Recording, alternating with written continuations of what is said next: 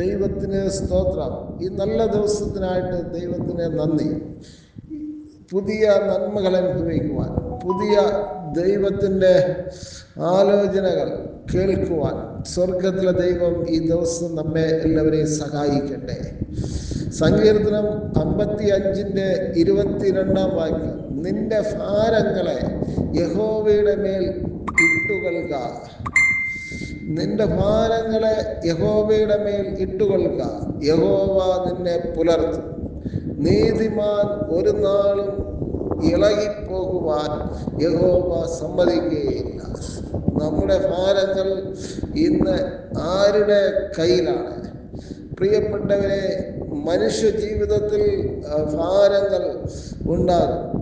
കുടുംബത്തിൻ്റെതായ അവസ്ഥയെ ഓർത്ത് ഉള്ളതായ ഉത്തരവാദിത്തങ്ങൾ, ഭാരിച്ചതായ ചെലവുകൾ, മക്കളെക്കുറിച്ചുള്ളതായ അവരുടേതായ ഭാവിയെ പ്രശ്നങ്ങൾ, സാമ്പത്തിക ബുദ്ധിമുട്ടുകൾ, ബന്ധങ്ങളിലെ പരാജയങ്ങൾ, പ്രശ്നങ്ങൾ, ജീവിതത്തിൽ വരുന്നതായ ഭയം, ഏകാന്തത, ഇങ്ങനെ പല കാര്യങ്ങളും നമ്മുടെ ഹൃദയത്തെ ഭാരപ്പെടുത്താം. ബന്ധങ്ങളിലെ പ്രശ്നങ്ങൾ, സ്നേഹിച്ചവർ കൈവിടുമ്പോൾ, സ്നേഹിക്കുന്നവർ തിരിച്ച് സ്നേഹം തരാതിരിക്കുമ്പോഴൊക്കെ മനസ്സിന് വിഷമവും ഭാരവും ഉണ്ടാകും.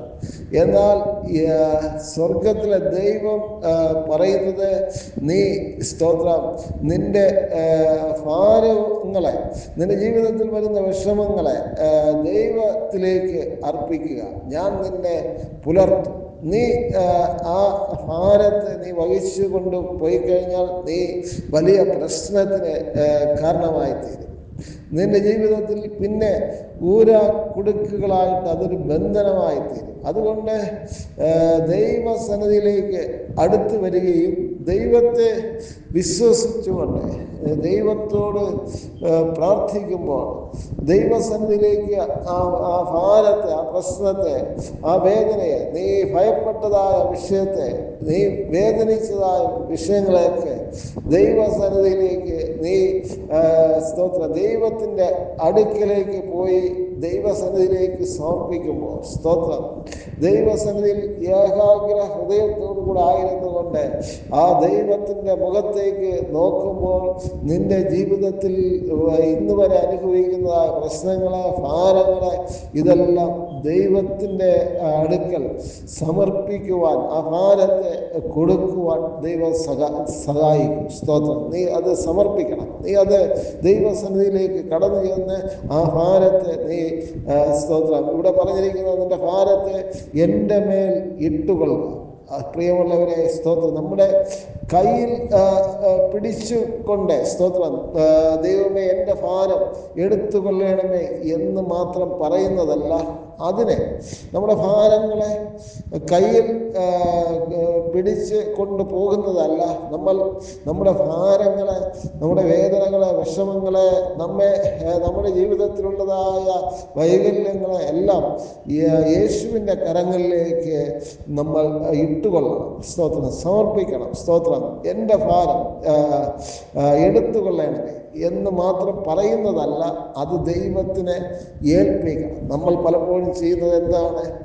പ്രാർത്ഥനയിൽ പ്രശ്നം ദൈവത്തോട് പറയും. പിന്നെ പ്രാർത്ഥന കഴിഞ്ഞ് വീണ്ടും അതേ പ്രശ്നം എടുത്ത് നമ്മുടെ മനസ്സിൽ കൊണ്ട് ചുമക്കുന്നു.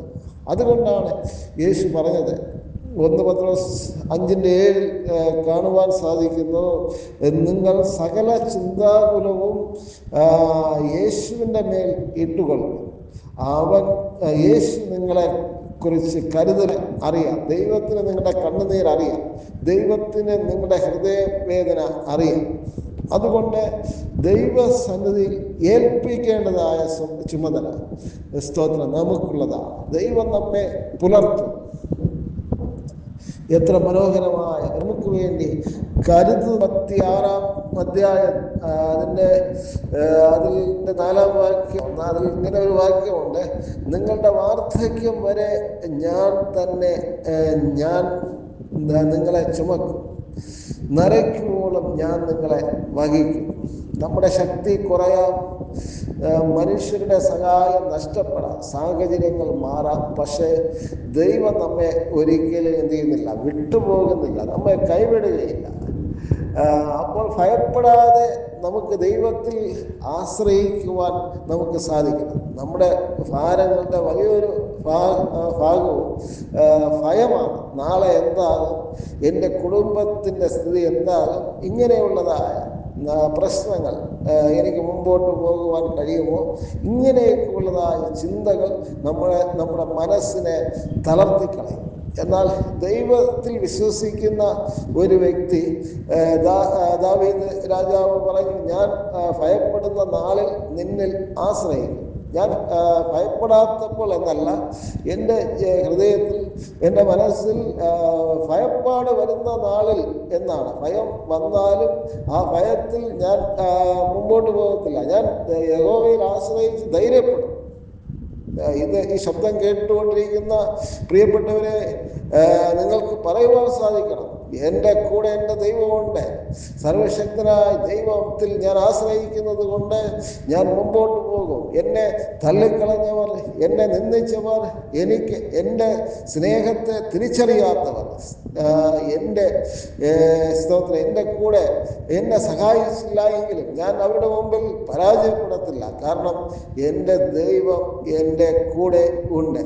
അതുകൊണ്ട് ഒന്നിനെക്കുറിച്ച് ആകുലപ്പെടാതെ എല്ലാ കാര്യങ്ങളും പ്രാർത്ഥനയിലും അപേക്ഷയിലും നമ്മൾ സ്തോത്രത്തോടുകൂടെ ദൈവത്തോട് അറിയിച്ചു കഴിഞ്ഞാൽ ഈ സമാധാനം, സകല ബുദ്ധിയെയും കവിയുന്ന ദൈവിക സമാധാനം ഏത് സാഹചര്യത്തിലും നിങ്ങളുടെ ഹൃദയത്തിലുണ്ടാകും. എൻ്റെ ദൈവം എന്നോട് കൂടെ ഉണ്ട് എന്നുള്ളതാണ് ഉറപ്പ് നമുക്ക് ഈ പുതിയ ദിവസം ഈ ശബ്ദം കേട്ടുകൊണ്ടിരിക്കുമ്പോൾ നിങ്ങളുടെ ഹൃദയത്തിലേക്ക് വലിയവനായ ദൈവം നൽകുകയാണ്. ഇതൊരു ദൈവദാസന്റെ ശബ്ദം ആയിട്ട് എടുത്തു കഴിഞ്ഞാൽ ചിലപ്പോൾ വീണ്ടും ഭാരം കടന്നു വരാം. എന്നാൽ ഇത് ദൈവത്തിൻ്റെ ശബ്ദമായിട്ട് ദൈവം നിങ്ങളോട് സംസാരിക്കുന്നതായിട്ട് നിങ്ങളുടെ ജീവിതത്തിലുള്ളതായ ഭാരങ്ങളെ, വേദനകളെ ദൈവത്തിങ്കിലേക്ക് കൊടുത്തു കഴിഞ്ഞാൽ ആ ഭാരം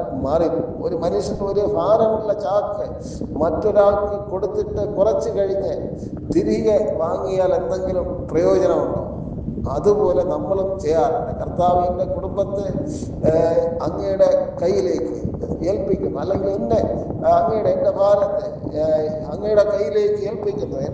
ഇന്ന വ്യക്തി സ്നേഹം തരാമെന്ന് പറഞ്ഞിട്ട് നടിച്ചിട്ട് സ്നേഹം തന്നില്ല. ഈ ഭാരത്തെ ഞാൻ അങ്ങയുടെ കയ്യിലേക്ക് ഏൽപ്പിക്കുന്നു.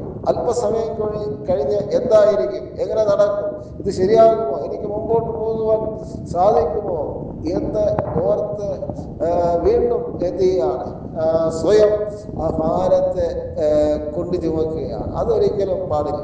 പ്രിയമുള്ളവരെ, സ്തോത്രം, പൂർണ്ണ ഹൃദയത്തോടെ യഹോവയിൽ ആശ്രയിക്കുക. സ്വന്തം വിവേകത്തിൽ ഊന്നുവാൻ പാടില്ല, ഊന്നരുത്. സദൃശവാക്യം 3:5 പറയുന്നുണ്ട്, പൂർണ്ണ ഹൃദയത്തോടുകൂടെ നിന്റെ കഴിഞ്ഞ കാലങ്ങളിലുള്ള വേദനകൾ, വിഷമങ്ങൾ, നിന്റെ പാപങ്ങൾ, ഇതെല്ലാം യഹോവയായ ദൈവം പുത്രനായ യേശു ക്രിസ്തുവിൽ കൂടെ നീ കഴിഞ്ഞ കാലങ്ങളിൽ ചെയ്തതായ തെറ്റുകളെല്ലാം കാൽവരി ക്രൂശിലേക്ക് അടുത്തു വന്നപ്പോൾ ആ തിരുരക്തം കൊണ്ട് നിന്നെ കഴുകി ശുദ്ധീകരിച്ചിട്ടുണ്ട്. നീ പാപത്തെ ഏറ്റുപറഞ്ഞപ്പോൾ, നീ യേശുവിൻ്റെ രക്തത്താൽ കഴിയണമെന്ന് പ്രാർത്ഥിച്ചപ്പോൾ തന്നെ നിന്റെ പാപങ്ങളെല്ലാം, നിന്റെ വിഷമങ്ങളെല്ലാം, നിന്റെ കഴിഞ്ഞ കാലങ്ങളിലുള്ള ഓർമ്മകളെല്ലാം യേശു നിന്നെ വിശുദ്ധീകരിച്ചിട്ടുണ്ട്. നിന്റെ ദൈവത്തിൻ്റെ മകനാക്കി ദൈവം മാറ്റിയിട്ടുണ്ട്. അതുകൊണ്ട് പൂർണ്ണ ഹൃദയത്തോടുകൂടെ നീ യേശുവിൽ ആശ്രയിച്ച് യേശു വാഗ്ദാനം ചെയ്യുന്ന പരിശുദ്ധാത്മാവിൻ്റെ നടത്തിപ്പിൽ നീ ദൈവത്തെ ആരാധിച്ച്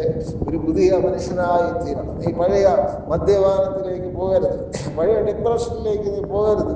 നീ യേശു തരുന്നതായ ആ സമാധാനം, ആ പരിശുദ്ധാത്മാവിൻ്റെ ശക്തി, ആരാധന, യേശുവിന് വേണ്ടി പ്രയോജനപ്പെടുന്ന ഒരു വ്യക്തിയായിട്ട്, ഒരു അധികാരമുള്ള ഒരു വ്യക്തിയായിട്ട് നിന്നെ ദൈവം മാറ്റുവാൻ ആഗ്രഹിക്കുകയാണ്. പഴയതിൽ കുടുങ്ങിക്കഴിഞ്ഞ് നീ ഡിപ്രഷനായി ഒരു റൂമിനകത്ത് അടഞ്ഞുകൂടിയിരിക്കുന്ന ഒരു വ്യക്തിയായിട്ട് അല്ല ദൈവം നിന്നെക്കുറിച്ച് ആഗ്രഹിക്കുന്നത്. നീ ദൈവത്തിൽ പൂർണ്ണ ഹൃദയത്തോടുകൂടെ യേശുവിൽ ആശ്രയിക്കുമ്പോൾ, നിന്റെ സ്വന്തം വിവേകത്തിൽ ആശ്രയിക്കുമ്പോൾ, ചിന്തയിൽ തോട്ട്സിൽ ആഗ്രഹിക്കുമ്പോൾ നീ പലപ്പോഴും പരാജയപ്പെടും. നീ ഡിപ്രഷനായിത്തീരും, തളർന്നു പോകും, നിന്റെ കാര്യങ്ങളൊക്കെ ഡിസോർഡർ ആയിത്തീരും. എന്നാൽ ദൈവത്തിൽ ആശ്രയിക്കുമ്പോൾ, സ്തോത്രം, പരിശുദ്ധാത്മാവിൽ ആശ്രയിക്കുമ്പോൾ നീതിമാനായിട്ട് നീ മാറുകയാണ്.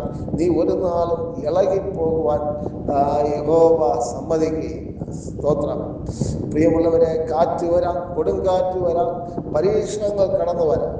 എന്നാൽ ദൈവത്തിൽ വേരൂന്നിയ ഒരു ജീവിതമാണെങ്കിൽ, ദൈവത്തിൻ്റെ വഴിയിൽ നീ ആരാധിച്ച് ദൈവത്തിൻ്റെ മക്കളുമായിട്ടുള്ള കൂട്ടായ്മയിൽ നീ മുന്നേറുന്ന ഒരു വ്യക്തിയാണെങ്കിൽ, നിന്റെ മനസ്സ്, നിന്റെ ശരീരം, നിന്റെ ജീവിതം ഒരിക്കലും തകർന്നു പോവുകയില്ല.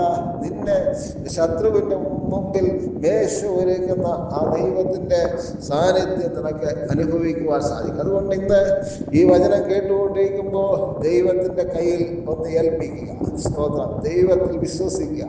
ജ്ഞാനത്തോട് ചെയ്യേണ്ട ഉത്തരവാദിത്തങ്ങൾ ചെയ്യുക. ഡിപ്രഷനുകളെ, ഡിസോർഡറുകളെ എല്ലാം ദൈവത്തിൻ്റെ കരങ്ങളിലേക്ക് ഏൽപ്പിക്കുക. നിങ്ങളുടെ സ്വർഗസ്വനായ ദൈവത്തിൻ്റെ കരുതലും, സ്തോത്രം, നിങ്ങളുടെ ജീവിത ബന്ധങ്ങളിൽ, സ്തോത്രം, ഉള്ളതായ പ്രശ്നങ്ങളെ പരിഹരിക്കുവാൻ ഈ പരിശുദ്ധാത്മാവ് സാധിക്കും. ത്രിയേക ദൈവം നിങ്ങളുടെ മധ്യയിൽ